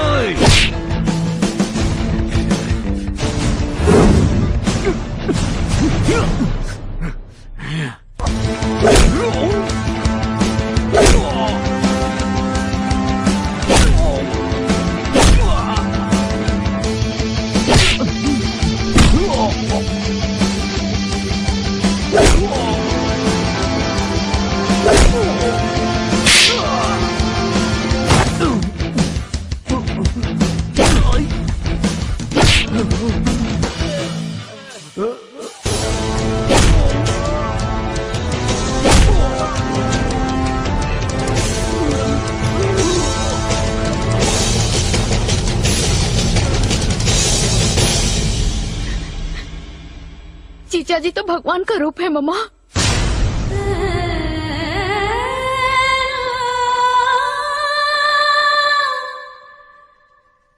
दुनिया में लोग जमाई को अपने बेटे के रूप में मानते हैं। मैंने अपने ही घर में तुम्हें हमेशा नजरों से गिरा के रखा। मेरे इस पाप के लिए भगवान मने नरक में पण जगह नहीं आपसे। एक बार आप अपने पैर छूने दो। मैं अपने पापों का प्रायश्चित करना चाहती हूँ बेटा।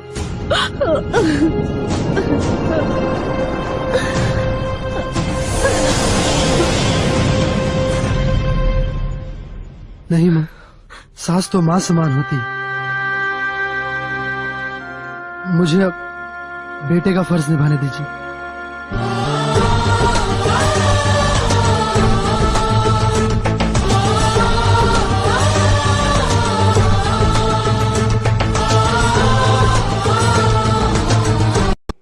यह चौक बात बोलनी जौना से राउर लोग के दिल दुखल होके ओकरा खातिर हाथ जोड़ के माफी मांगता नहीं।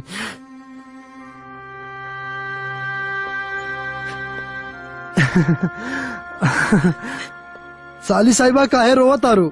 अरे तो के हमरो से बढ़िया बर मिली। हाँ, और पता बा हमरा के बहुत मिस करबू तू। बाकी रोवा मत।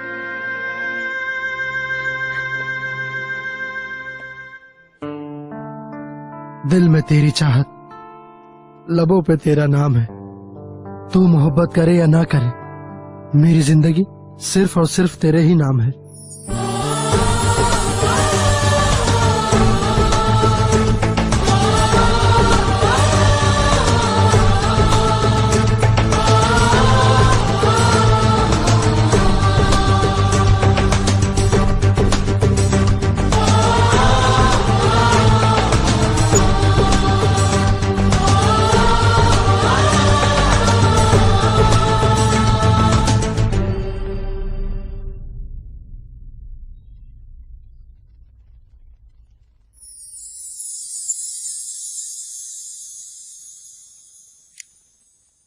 सुना है तुम्हारे बिहार में पैर छूने पे पैसा या तोहफा देते। तुम घर जाओ, तोहफा पहुंच जाएगा।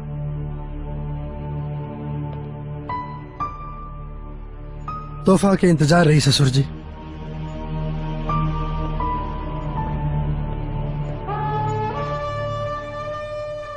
आज हम बहुत खुश बने। आप मुझे बताइए, आपको बेटी चाहिए या बेटा? हमरा तो लक्ष्मी चाहिए।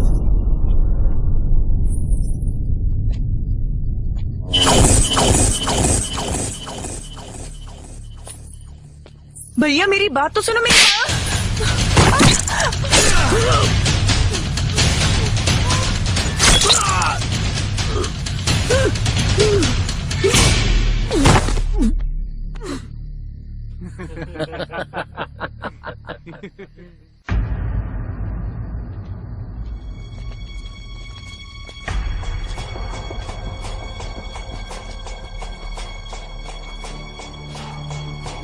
जडेजा,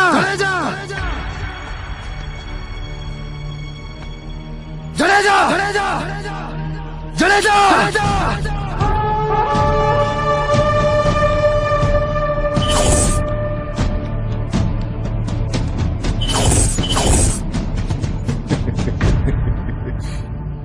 ए भाई, तोहफा घर लेके जाते हैं। तोहफा वापस करने से ने उसका अपमान होता है। तुम लोगों ने जो बहादुरी का काम किया है ना, इसके बदले हर रोज एक तोहफा मिलना चाहिए। शेर को छेड़े होते तो शायद बच भी जाते, लेकिन भोजपुरिया को छेड़े हो। हम भोजपुरिया एक के बदले 10 को मारते हैं। तैयार हो जाओ मरने के लिए। अब आर चाहे पार हो के रहतबा, हमार दोस्त के खून के बदला हम लोग लेके रह भाई। तुम्हें बड़ा कुतरा छो। हम हाथी ये तुम लोग के बोकने से ना हमारा तरीका बदलने वाला है न तेवर। और ज्यादा भोकोगी नहीं, और गलती से हमने एक टांग उठा दिया ना तो तुम लोग चींटी के जैसा मसले जाओगे। जबान में हड्डी नहीं होती, लेकिन हड्डी तुड़वा सकती है। इतनी लाशें गिराऊंगा, इतनी लाशें गिराऊंगा कि अर्थी ज्यादा होगी और उन अर्थीयों को उठाने वाले लोग कम पड़ जाएंगे। नहीं ए जी, सुनिए ना, उठिए ना, क्या हुआ आपको? आप तो बिना खिलाए मुझे खाते नहीं थे, बिना मुझे सुलाए कभी सोते नहीं थे। आज क्या हुआ आपको? अब बिना खिलाए कैसे सो गए? आज क्या हो गया आपको? उठिए ना, क्या हुआ? उठिए ना। नहीं उठेगा वो, मरवा दिया मैंने उसको।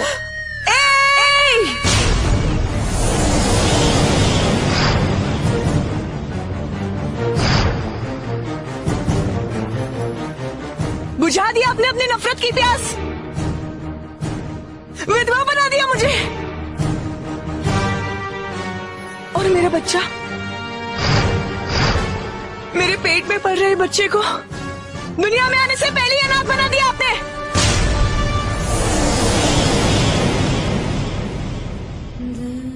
और भैया तुम, मैंने तो तुम्हें हर साल राखी बांधी है। एक भाई का फर्ज होता है अपनी बहन की रक्षा करना, और आपने जिस हाथ पे राखी बंधवाई उसी हाथ से मेरा सिंदूर पोंछ दिया भैया आपने।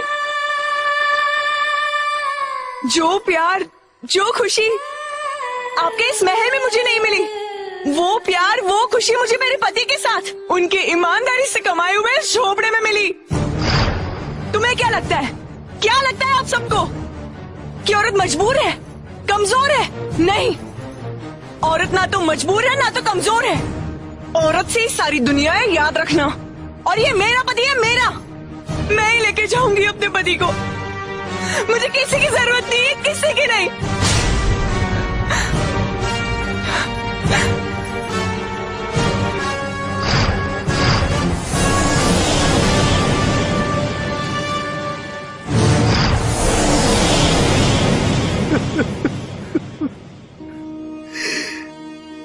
नफरत ने मार गिराया,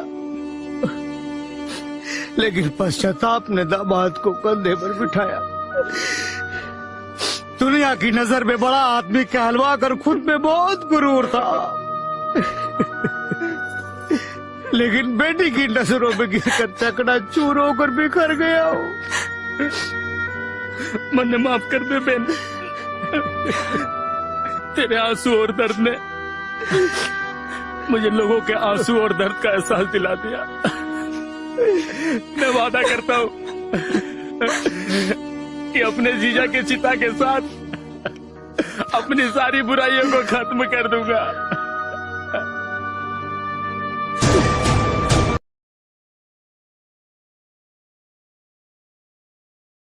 उस आग में आपके अपने ही जलेंगे पापा।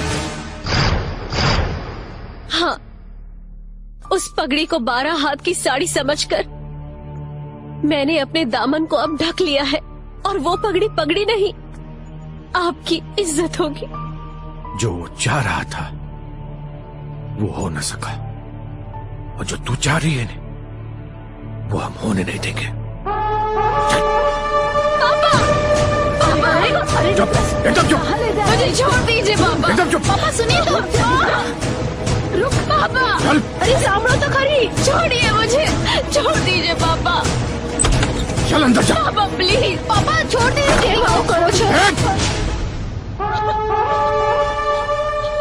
जब तक मैं केस जीत के कोर्ट का दरवाजा पार नहीं करूं ने, ये दरवाजा कोई नहीं खोलेगा।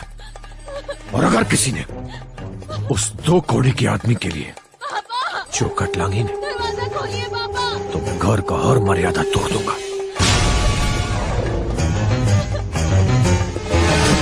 मम्मी, दरवाजा खोलिए।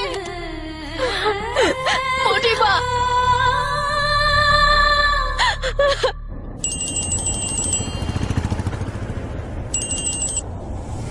हेलो, पप्पू बिहारी बोल रहे हैं। लौंडा कंपनी से निकल गया है, लेकिन कोर्ट पहुंचना नहीं चाहिए। लौंडा कोर्ट नहीं शमशान पहुंचेगा। क्या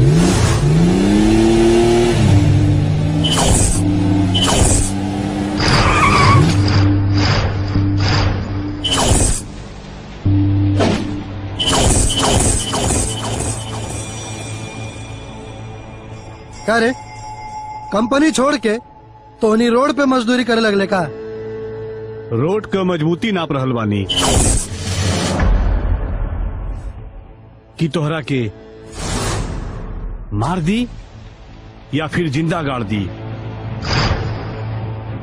मेहरारू खातिर पहिल का रात और दुश्मन खातिर पहिल का लात से ही मर्द के मजबूती पता चल जाना। रास्ता छोड़।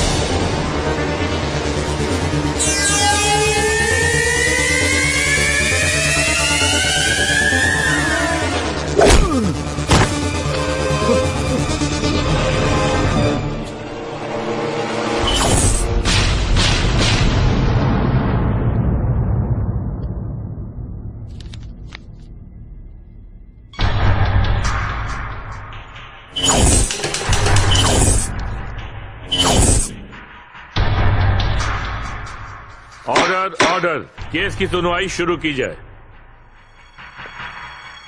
मिलॉर्ड, जब मुजरिम ही नहीं तो फैसला कैसे सुनाएंगे? इतनी भी जल्दी क्या है?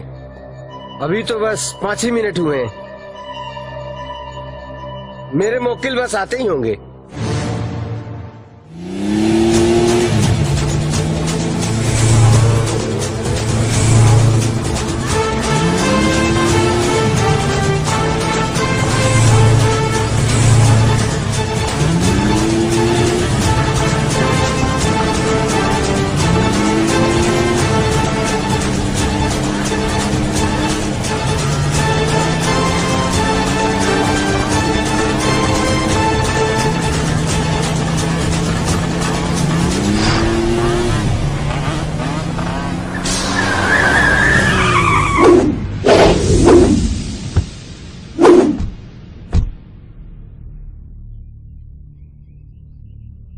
मैं अपनी जिंदगी में पहली बार देखा है किसी को ऊपर जाने की इतनी जल्दी है। मत रोक इस आग को, इसी आग में जला दूंगा। तेरे ही जमीन पर तेरा नामो निशान मिटा दूंगा।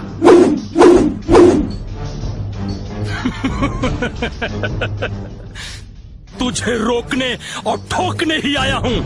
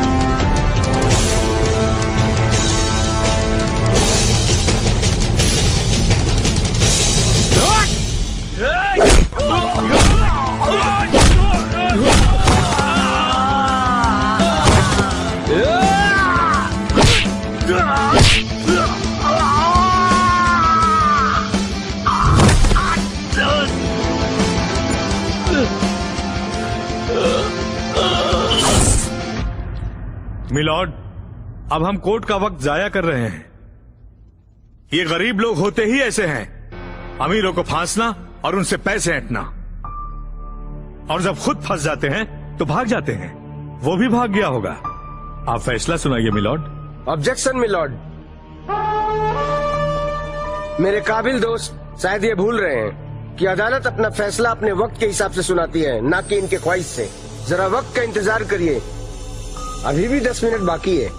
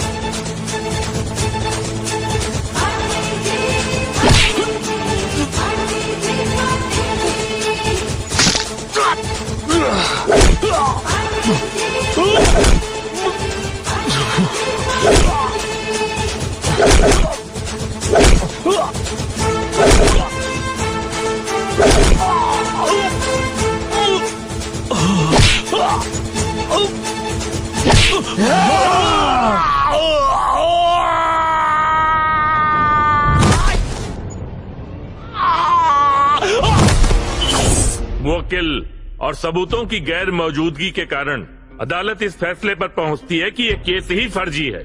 इसलिए अदालत इस केस को ओपन एंड शट घोषित करती है।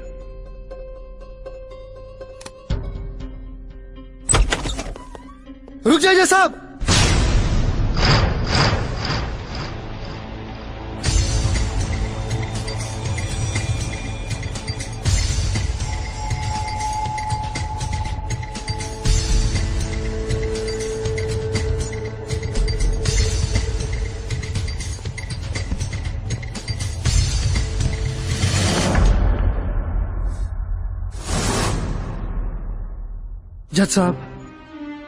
जज साहब ये केस फर्जी हो सकेला, आंसू फर्जी हो सकेला, बाकी केहू खातिर बहर अली खून फर्जी ना हो सकेला। हम एगो गरीब मजदूर, पसीना चुआ के पेट पाले वाला इंसान आज पसीना के जगह खून बहावे के पड़ल। गरीब खातिर ईमानदारी और इज्जत ही होकर सबसे बड़ दौलत होला। बाकी हमरा खातिर हमार सबसे बड़ दौलत इ नेता की बेटी रहे।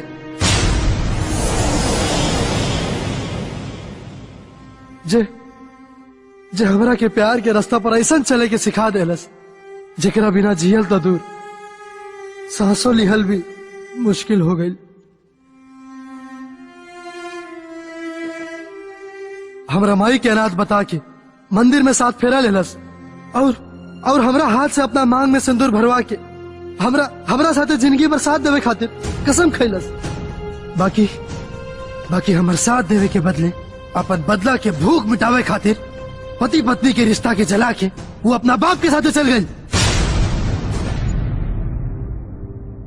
और तब जाके हमें केस कहनी। जज साहब का एगो गरीब के अमीर के बेटी से प्यार करे के हक नहीं खे? का एगो गरीब के अमीर के बेटी से प्यार के गुनाह? अरे दुनिया के कोनो भी कानून के पन्ना में, कोनो भी कानून के धारा में कहीं लिखल बा कि वो गरीब अमीर के बेटी से प्यार नहीं कर सकत? जज साहब रवा हमार पिता समान बानी। अब रवा जवान भी फैसला सुनाई हम माने खातिर तैयार बानी। मिलॉर्ड, अदालत जज्बातों पे नहीं सबूत और गवाहों पे चलती है। अगर कोई ठोस सबूत हो तो पेश करें। क्या आपके पास कोई ठोस सबूत है? सर, मेरे मुवक्किल मौत से लड़कर इस अदालत तक पहुंचे हैं और इनके शरीर से ये बहता हुआ खून, क्या इससे भी कोई ठोस सबूत हो सकता है क्या? मिलॉर्ड, ये गरीब होते ही नौटंकीबाज हैं। चंद पैसों के लिए दिन भर मजदूरी करते हैं और 1500-2000 के मोबाइल में फिल्में भरवाकर रात भर फिल्में देखते हैं और सोने के बाद सपने में भी शॉर्टकट तरीके से अमीर बनने का ख्वाब देखते हैं। दीवार से सर टकराकर फोड़ लिया होगा और फिल्मी अंदाज में नौटंकी कर रहा है। मिलॉर्ड, पूछिए इससे कोई है सबूत? है कोई सबूत? ना।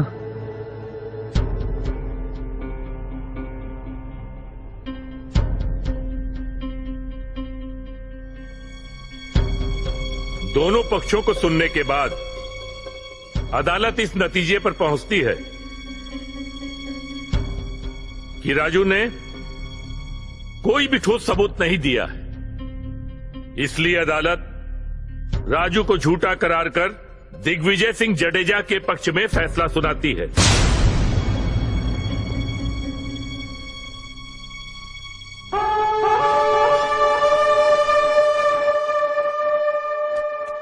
जज साहब, एक मिनट। आप कौन? मैं दिग्विजय सिंह की बेटी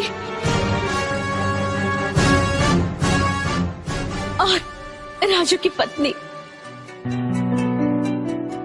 मैं अदालत से कुछ कहना चाहती हूँ। आपको जो भी कहना है विटनेस बॉक्स में आके कहिए।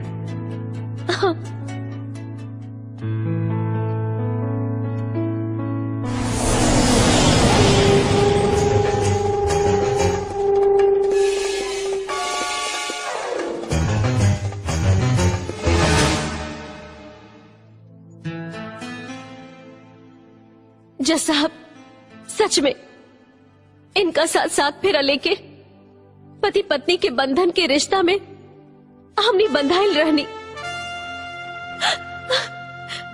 उस समय ये रिश्ता के मोल समझ में ना आयल रहे, लेकिन अब ये रिश्ता का महत्व समझ में आ गइल बा। प्यार के मोल पता चल गइल बा।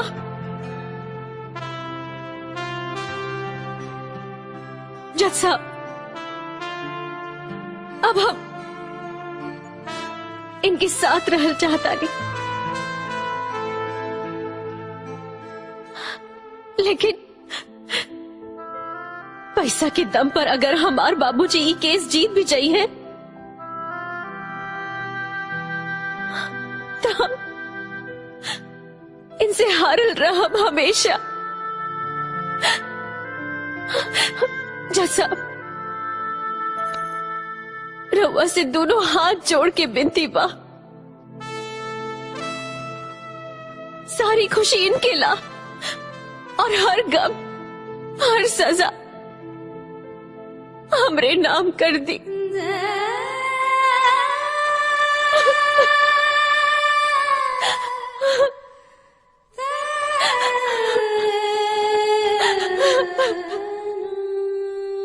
मेरे जीवन में ऐसा पहली बार होगा कि फैसला सुनाने के बाद फैसला बदलकर फिर से फैसला सुनाना पड़ेगा। प्रीति जडेजा की बातों को सुनने के बाद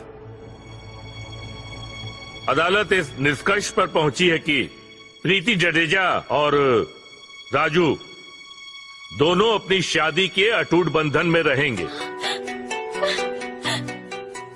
और हां, दिग्विजय सिंह जडेजा जी अगर कोई भी दबाव या हमला करते हैं तो दोषी पाए जाने पर अदालत उन पर कानूनी कार्यवाही करेगी। केस क्लोज। गुजरात न्यायालय प्रीति या राजू के रिश्ता के मंजूरी तो दे दहलस, लेकिन जैसन की रउआ सब देख चुकल बानी कि जडेजा कितना हठी इंसान बड़न।